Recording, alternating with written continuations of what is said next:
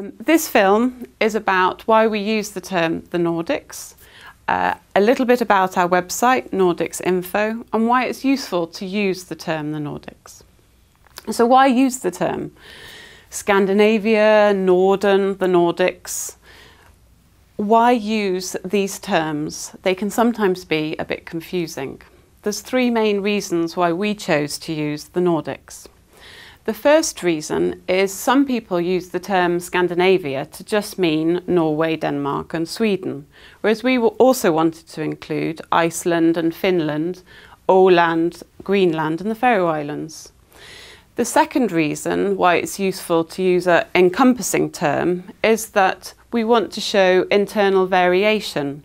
So right from Svalbard in the Arctic Circle, across the Sami populations in northern Finland, Norway and Sweden, down to the highly cultivated country of Denmark in the south, and so on. And finally, we wanted to encompass the relationship between the Nordics and the rest of the world. For example, colonial and post-colonial relations, and also the political relationship and forces between the Nordics and the rest of the world. We chose the word info for our website because our aim is to gather and disseminate critical analysis and information on the Nordics. It's mainly about the humanities and the social sciences, and it's produced by academics and scholars. We are not trying to sell you the Nordic dream. Having said that, you will want to know whether our academics and experts are maybe a little bit biased. And maybe sometimes academics and experts can be influenced by their political views and so on and so forth. But they spend a lot more time grappling with complex topics than most people do. So why talk about the Nordics as a whole? There are three main reasons. The first reason is that most people think it's a specifically geographically limited area, whereas others think it is to do with the genre of art or literature. Other people might think talking about the Nordics is simply some sort of branding exercise. If you ask a scholar what the Nordics is, you will also get a range of different answers.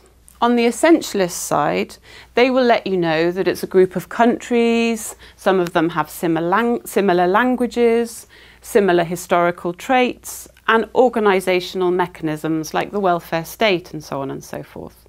They will also let you know that there's the Nordic Council and the Nordic Council of Ministers, which politically arrange cooperation between these countries and with the rest of the world.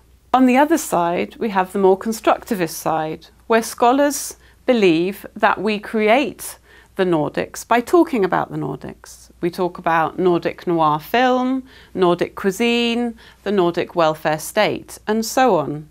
It could have been different. We could include the Baltics, we could have included Scotland, and what's so special about mixed economies when the UK and Japan also have mixed economies?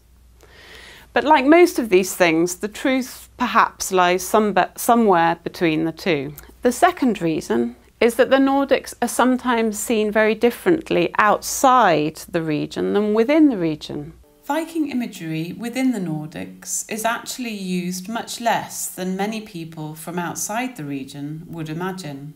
And academics in the Nordics, just like elsewhere, often focus on the national level as opposed to the regional level or the international level.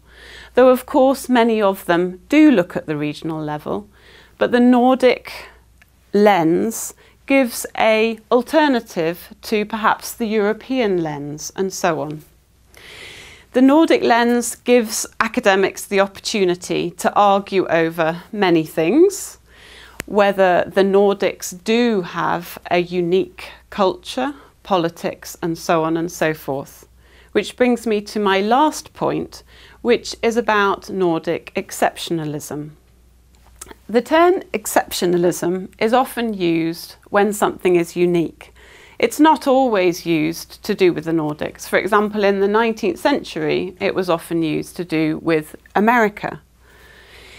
But Nordic exceptionalism can be used by the political left to hold the Nordics up as a model for universal healthcare, universal childcare, and so on. But is that really right when the private sector is key in these mixed economies? Funnily enough, the political right also uses the Nordics. They often hold it up as a dominating state that suffocates entrepreneurialism, for example. But they also use some good examples of the private sector and public sector working together in the Nordics. So whether you know a lot about the Nordics or not very much about the Nordics, whether you're on the essentialist side or the constructivist side, or the political left or the political right, you may like to know more. And often the truth lies somewhere in between.